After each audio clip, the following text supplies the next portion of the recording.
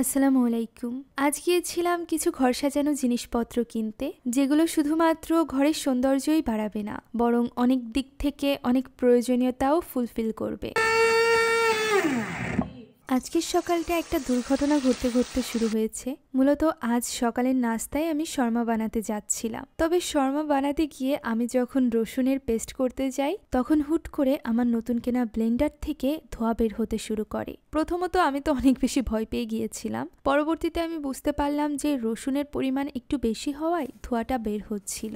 এখন শর্মা বানানোর জন্য আগে চিকেনটা ম্যারিনেট করে নিব। আমাদের বাসায় অলওয়েজ চিকেনের এই টুকরোগুলো থাকে, বিশেষ করে আমাদের বিড়ালের জন্য। সেখান থেকেই 2 কাপ চিকেনের টুকরা নিয়েছিলাম। এখন এটা ম্যারিনেট করব।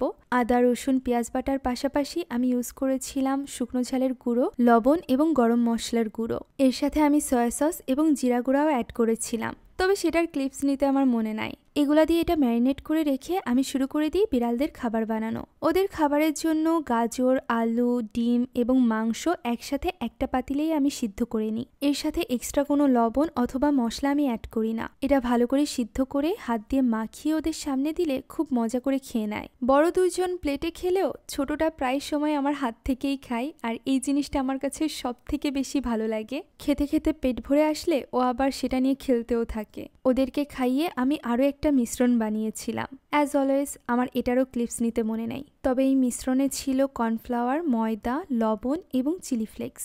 সেই সাথে আমি একটু ধনিয়া পাতাও অ্যাড করেছিলাম। এখন এর ভেতরে আমি ম্যারিনেট করে রাখা চিকেনটা দিয়ে খুব ভালো করে মাখিয়ে নিব।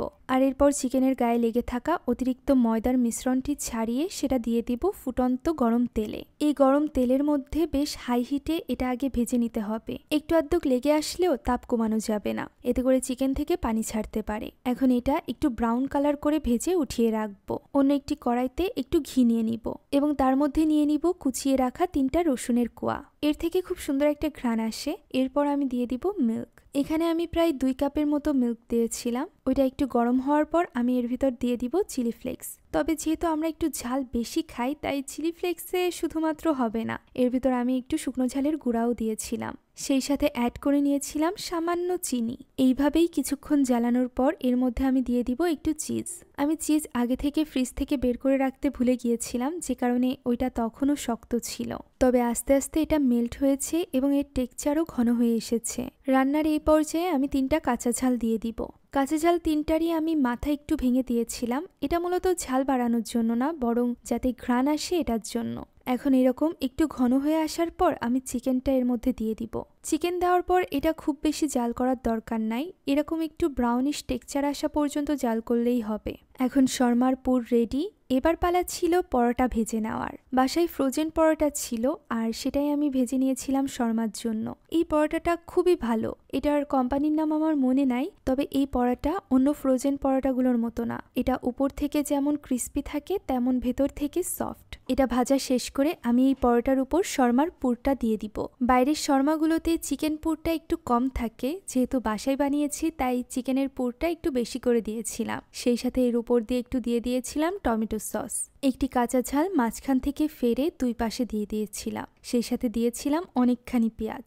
আর এরপর এইভাবে মুড়ে টুথপিক দিয়ে আটকে দিলেই হয়ে গেল মজাদার শর্মা। পরোটা দিয়ে এই ফার্স্ট টাইম আমি শর্মা বানিয়েছিলাম, যেটা খেতে বেশ মজা ছিল। আপনারাও এই রেসিপিটা বাসায় ট্রাই করে দেখতে পারেন। এর সাথে আমি সার্ভ করেছিলাম চিয়া সিড দিয়ে শরবত। সকালের এই মজাদার নাস্তা শেষ করে আমরা বেরিয়ে পড়েছিলাম কিছু কেনাকাটার উদ্দেশ্যে। প্রথমেই গিয়েছিলাম কায়নাতে।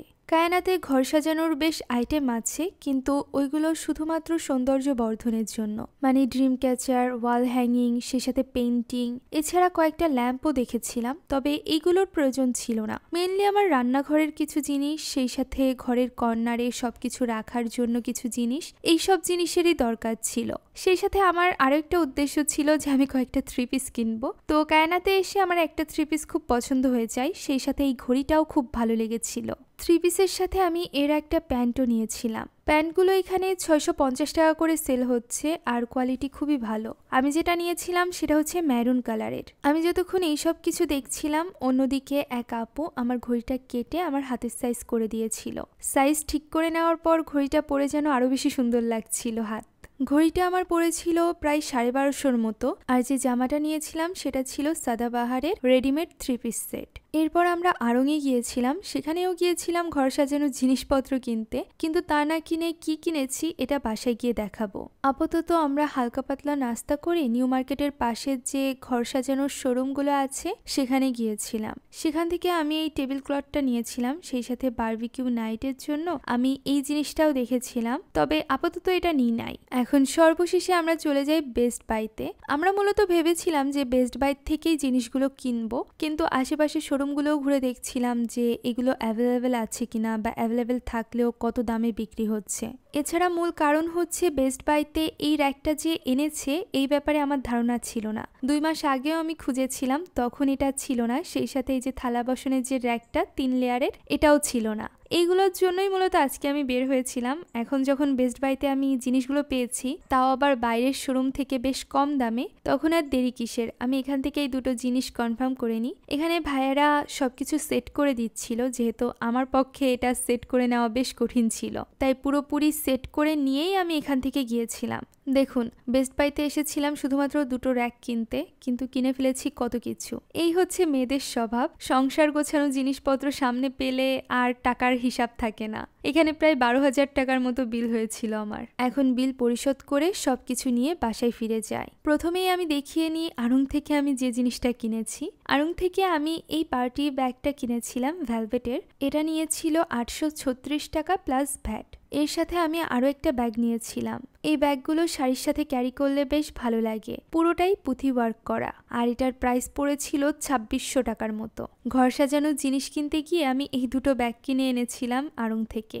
এখন আজকের এই পুরো কেনাকাটায় আমি সব থেকে বেশি এক্সাইটেড ছিলাম আমি যে টেবিল ক্লথটা কিনেছি সেটা নিয়ে। এই কারণেই প্রথমে চলে যাই আমি ডাইনিং টেবিলের কাছে। আমার ডাইনিং টেবিলের ব্যাপারে আপনারা অনেকেই প্রশ্ন করেছেন। অ্যাকচুয়ালি এই ডাইনিং টেবিলটা আমার কেনা পড়েছে প্রায় 2.5 বছর আগে, খুলনার সোনাডাঙ্গার যে ফার্নিচার ওয়ার্ল্ড নামের একটা শোরুম আছে সেখান থেকে। ওইখানে রেডিমেড আমাদের এই টেবিলটা দেখে পছন্দ হয়ে গিয়েছিল। এই পুরো টাইমটাই আমি এই টেবিলের উপর কোনো রকম টেবিল ক্লথ ইউজ করি নাই। এইবার ফার্স্ট টাইম আমি টেবিল ক্লথ কিনেছি, কারণ আমার কাছে মনে হতো টেবিল ক্লথ দিলে যেন টেবিলের সৌন্দর্য নষ্ট হয়ে যাবে, কিন্তু এই টেবিল ক্লথটা বেছানোর পর এত বেশি সুন্দর লাগছিল। বিশেষ করে আমাদের ব্যালকনির যে পর্দা আছে সেটার প্যাটার্ন এবং এই টেবিল ক্লথের প্যাটার্নটা প্রায় সিমিলার, এই কারণেই বেশি সুন্দর লাগছিল। আমি এটা হালকা একটু ডেকোরেশনও করেছিলাম। ফুলটা আমার আগে থেকেই কেনা ছিল একটা ফেসবুক পেজ থেকে, আর এই যে চামচ হোল্ডার এবং লবণের যে বাটি, এই দুটো আমি আজকেই কিনেছি বেস্ট বাই থেকে। পরদিন সকালে গরম গরম ভাতের সাথে আমি এই টেবিলটা ডেকোরেশন করে দেখছিলাম যে কেমন লাগে। এখানে আমি রান্না করেছিলাম হচ্ছে ডাল, আর সেই সাথে বেগুন চিংড়ি মাছ দিয়ে ভাজি। টেবিলটা তো খুব সুন্দর লাগছিল, সেই সাথে আমার ঘরের যে ফুড বাস্কেটটা আমি কিনেছিলাম সেটাও বেশ সুন্দর লাগছিল সবকিছু রাখার পর। র্যাকের নিচে যে চাকাগুলো আছে এটার জন্য র্যাকটা এক স্থান থেকে অন্য স্থানে নিতে বেশ সুবিধা হয়। আর সব থেকে ভালো ব্যাপার হলো যখন এক স্থানে রাখতে চাই তখন চাকাগুলো লক করে রাখা যায়। এছাড়া রান্নাঘরের জন্য যে র্যাকটা কিনেছিলাম ওইটা সুন্দর করে সাজিয়ে পরে কখনো শেয়ার করব। আপাতত আজকের ভিডিওটা এই পর্যন্তই। আশা করছি আপনাদের কাছে এই ভিডিওটাও ভালো লেগেছে। আল্লাহ হাফেজ।